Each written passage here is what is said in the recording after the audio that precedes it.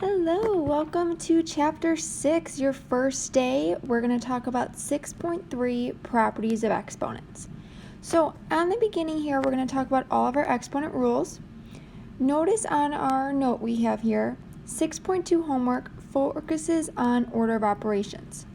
Fractions only. Please do not leave decimals. It is simplified in fractions. Everything will be cleaner that way. So here we go, a couple rules of exponents.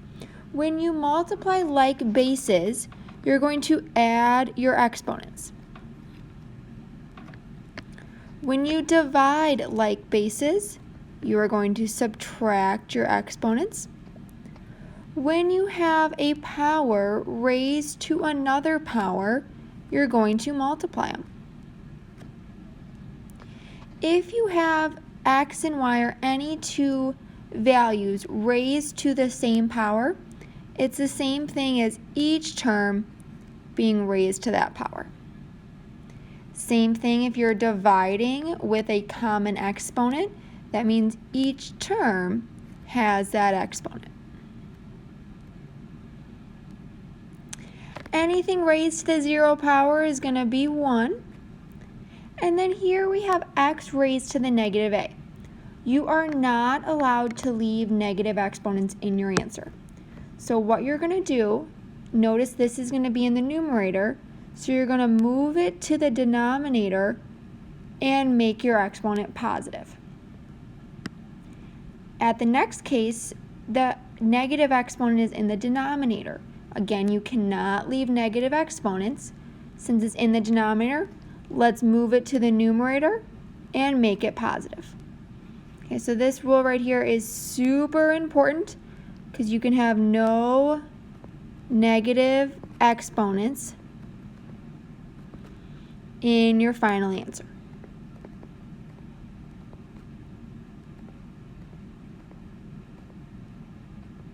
Okay, so please be aware of that.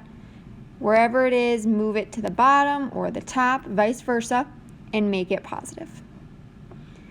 Okay, let's try some examples. The directions are simplify and leave no negative exponents, just like I said. Okay, follow order of operations as always. You'll do the parentheses first. Notice the negative 4 is in parentheses raised to the second power. So that would be 5 times positive 16, which is 80. Very similar to our next example, but please take a note of where the square power is. This time it is within the parenthesis. So if you take, this is what it's asking, 5 squared times negative 1, which is negative 25. So this answer is negative 150. Be very careful about where that second power is. Notice in the first example, the negative 4 was in parentheses raised to 2. Here, the 5 is raised to the second power with a negative 1 being multiplied. Very, very different. Very, very common mistake. Looking at the next one, the fourth power is outside of the parenthesis negative 3. So I'm going to start there. Negative 3 to the fourth power is really 81. There's that negative sign in front. So that's my answer. Negative 4 raised to the third power. This is an odd power. Negative 4 raised to the third is negative 64. And there's a negative sign out front. So in the end, this is 64. For this next example, 5x to the 7th, all raised to 4. That is one of our rules up here, that if you have, in parentheses, something raised to a power, each term gets raised to that power. So in other words, it's going to be 5 to the 4th times, notice 7 is being raised to 4. That's our power to a power rule. which is 7 times 4. Simplify, you'll get 625 x to the 28th.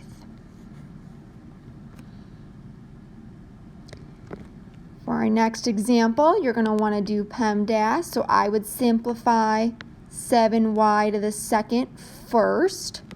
So I'm going to do nothing with this 8y, just bring it down. Just like before, the 7 is being squared as well as the y. Now you're going to combine your coefficients and then combine your y terms. You are going to multiply 8 by 7 squared, or 8 times 49, which is 392. Then you're going to multiply your y terms. You have y to the first times y to the second. Exponent rules, if you have a common base being multiplied, you're going to add your exponents and get 3. 1 plus 2 is 3. Now we get into some fun ones. There is many ways to do these moving forward. As long as you stay organized, you are good to go. I'm going to zoom in. We're going to take all of our focus right here. Okay, first step. I'm going to distribute the power of 3 to both of my terms in the numerator. So 3 is raised to the third power, as well as x squared is raised to the third. Power to a power, you multiply. In the bottom, nothing changes, just 6x to the fifth.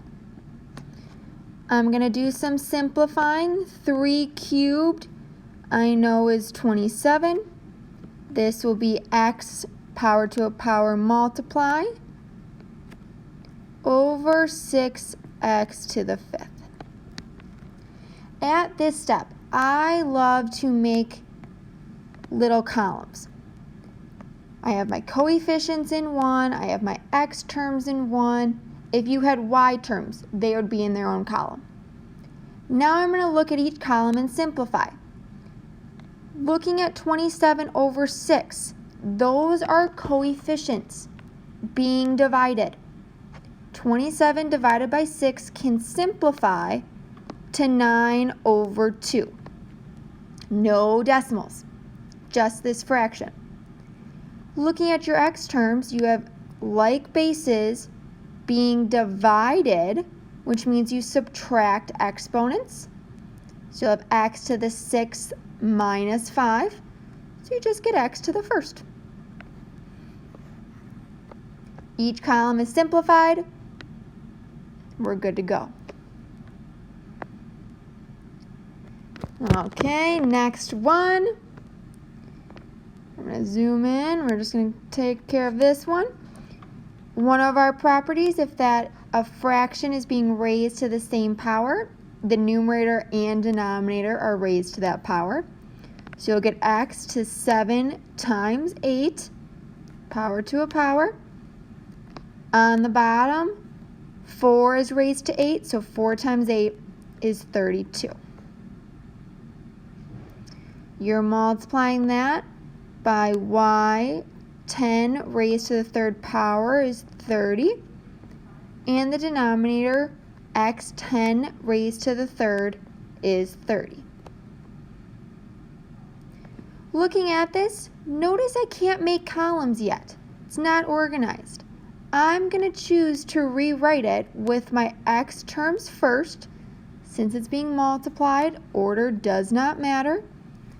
In my denominator, I'm going to put the x term first, y to the 32nd. Because it's multiplication, you can rearrange as much as you want. I do that because now my column has x terms together and has my y terms together. I'm going to treat them like two separate problems and simplify using exponent rules. I have like bases being divided, so I will subtract my exponents and I get x to the 26th. Looking at my y terms, I have y to the 30th divided by y to the 32nd. Dividing like bases, I'm going to subtract my exponents. 30 minus 32 is negative 2. You can't have negative exponents. Well, that's okay. Looking back at the top, the rule says just put that term on the bottom. It is just the term that's raised to the negative power. Just that will be moved to the bottom and made positive. That x to the 26 does not have a negative exponent. Please leave it on the top and put your y now to the positive 2 on the bottom. Please, please, please leave that x to the 26. It's not raised to a negative power. It's okay in the numerator still.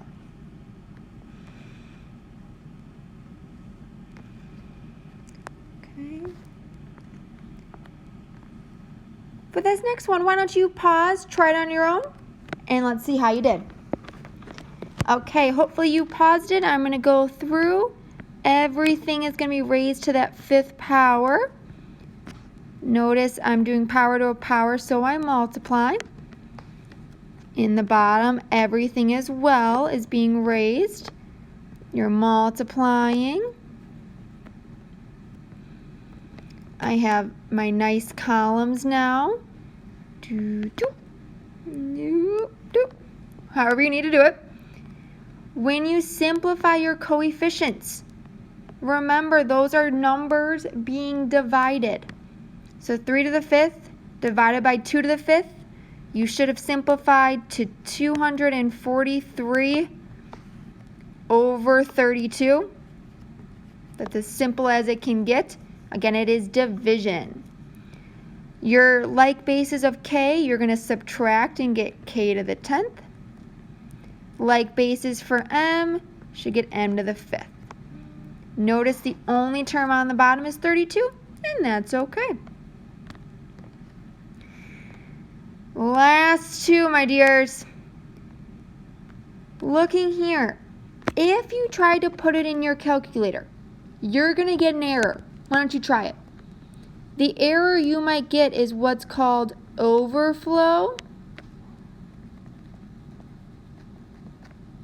because your calculators can't handle 3 to the 723rd power or 9 raised to the 540th power. Both of these will give you overflow in your calculator. So we have to simplify it by hand.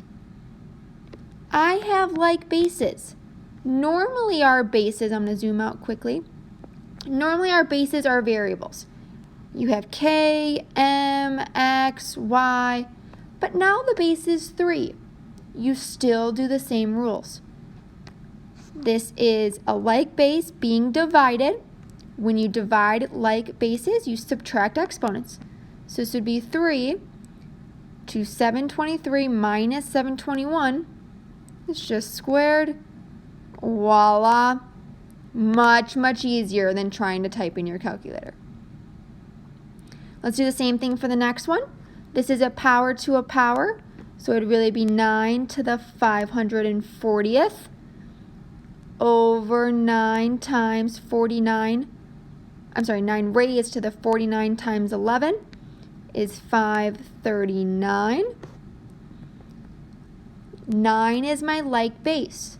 So since it's the like base, we're going to put it in our answer. And now we are subtracting our exponents, which just leaves you with 9. Please make sure you understand the little nuances in these problems. Be careful with exponents. Take your time, and let's practice during class. Have a good one.